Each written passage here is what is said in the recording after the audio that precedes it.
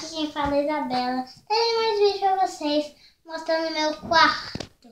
Eu sumi um pouco porque eu não queria gravar mais vídeo porque eu tô estudando. Estudando muito, né, galera? E aqui tem a minha coleção das Barbies, Consultoria 7. E aqui é a minha coleção do Max Launch. E aí, aqui tem um Play-Doh bem bonitinho.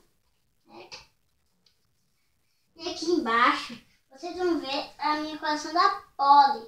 Vocês estão vendo esse boizinho aqui do meu primo. Deixa aqui. Então, e aqui na minha cama. E aqui, ó, meu kit.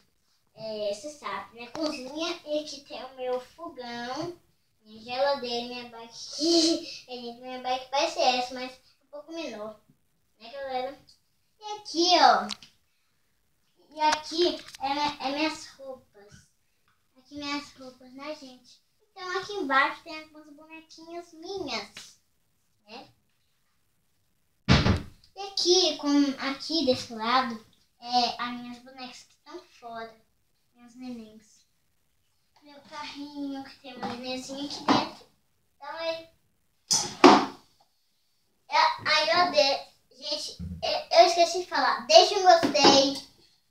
Então, aqui é o meu negócio de fazer constinha. Como vocês estão vendo aqui desse lado, ó. Alguns brinquedos que minha mãe guarda pra fazer de andar de bike.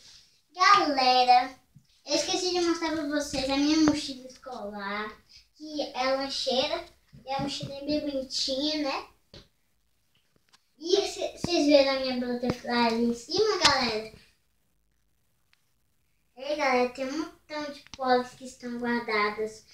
Esqueci de mostrar pra vocês que tem essa mochilinha que eu brinco. Gente, não se esqueça de deixar no meu canal, não. Não deixe um gostei. Então também inscreve no canal de Ícaro Games. E dá um gostei. E tchau!